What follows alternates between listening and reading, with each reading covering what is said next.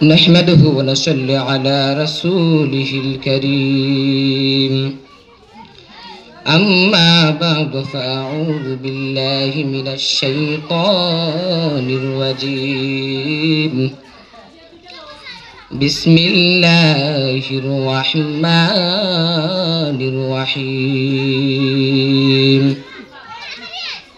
يا أيها الذين آمنوا اتقوا الله وكونوا مع الصادقين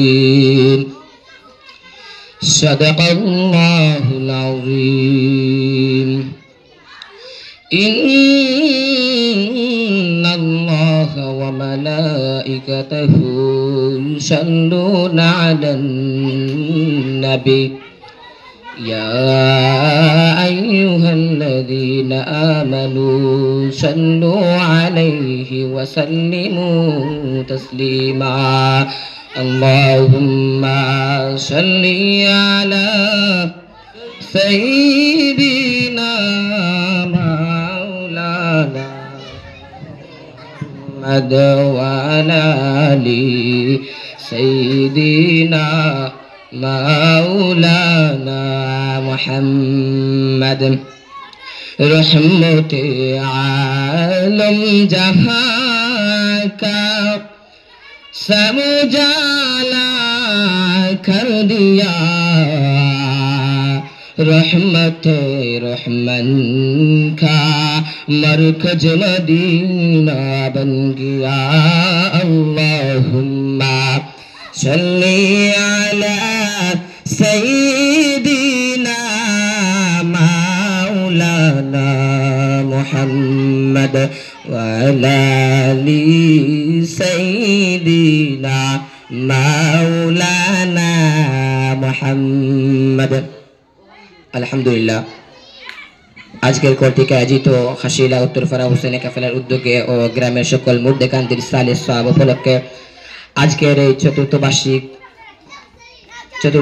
বার্ষিক ওয়াজ মাহফিল আজকের মাহফিলের সম্মানিত সভাপতি সাহেব আমার ডান পাশে বসা জনাব মোহাম্মদ নুরুল ইসলাম সাহেব এবং আজকের মাহফিলের সম্মানিত প্রধান অতিথি যিনি বয়ান পেশ করবেন জগন্নাথপুরের গৌরব মুনাজির আজম খলিফা ফুলতলি হযরত আল্লামা সমীর উদ্দিন সাহেব সাবেক অধ্যক্ষ ইকরসই সিনিয়র আলিম মাদ্রাসা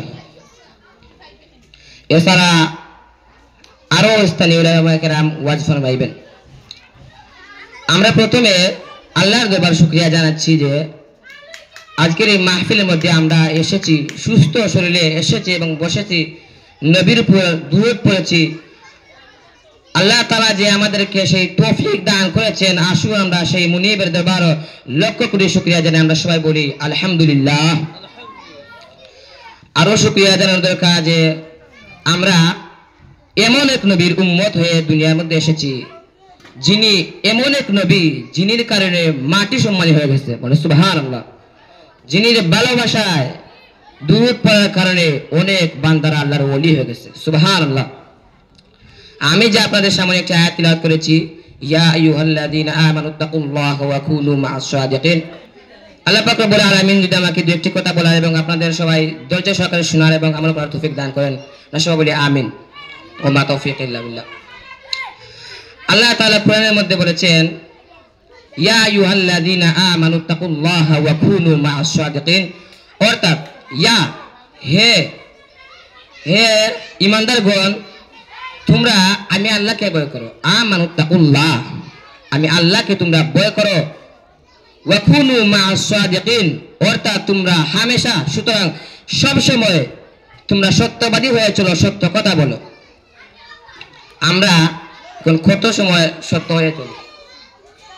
দেখা যাচ্ছে যে দিন দিন যত দিন যাইতেছে ততই বেশি মিথ্যা কথা বাড়তেছে। বড় পীর হযরত আব্দুল কাদের জিলানী, নাম শুনছে তো সবাই? বড় পীর আব্দুল কাদের জিলানী রাহমাতুল্লাহ আলাইহি যে সময় ছোট্ট ছিলেন, তিনির মা তিনিকে বললেন, বাবা রে, তোমাকে আমি 12 রাজ্যের মধ্যে বাইরে একটি রাজ্যের মধ্যে পাঠিয়ে দেবো পড়াশোনা করার জন্য। যাওয়ার সময় তিনির মা বলে দিলেন, ও জিলানি রে, ও বাবা রে, তুমি অন্য রাজ্যের মধ্যে যাইতেছো, তুমি কখনো মিথ্যা কথা বলবে না। আর আগের যে জামানা ছিল সেই সময় তো আর গাড়ি আসেন না, জাহাজ দিয়ে তাই হঠাৎ কইরা জাহাজের মাঝে দেখা করাইলো। আইয়ারি তাইনে কইল, তোমাকে যেটা আছে সব কিছু দেলাও। তাইনের হাতের মধ্যে কিছু জিনিস আছিল, সিন দেলাইলা। তারপর তাইনের লুকাইলো কিছু কিছু জিনিস আছিল, সিনো ডাকাইতে ভাই কইরা দিলাইলা। ডাকাইতে প্রশ্ন করে, তুমি যাকে করো, আমি তোমারে কইলাম যে তোমার হাতে যেটা আছে ওটা দেলাও, তুমি খেলে তোমার লুকাল গেছিন দেলাইলাই। তাই নিউটা কইলা দে দেখাইতে দল করলে, আমি যে সময় বার্তনি ইলিম শিক্ষা করার উদ্দেশ্যে রানা হই, ওই সময় আমার মা আমারে কইয়া দিছুন যে আমি সবসময় সত্য কথা কইতাম। এর লাগে তুমি আমারে কইছ আমার কাছে যা কিছু আছে সব কিছু তোমারে আমি দিলাইতাম। এর লাগে আমাকে লুকাল দিকে লুকাল জিনিস আছিল, আমি তোমারে এবার কইরা দিলাইলাম। এর কারণ হলো আমি সত্য কথা কইলাম। সুবহানাল্লাহ। বাচ্চা আসলা তাই ওই সময় সত্য কথা কইছেন, সুবহানাল্লাহ। আমরা যে দুনিয়ার মধ্যে খাইরাম বসবাস করলাম, কিছু কিছু আল্লাহর ওলি হল তার দয়া মায়া খাইরাম। আল্লাহ তোমরা বাপ ধরো, আল্লাহ ওয়ালার বাপ ধরো। একটা উদাহরণ দিলাই, ফকির হলের সময় মানুষের গেছে আয়া কয় আমার কিছু দেও, সাহায্য করো।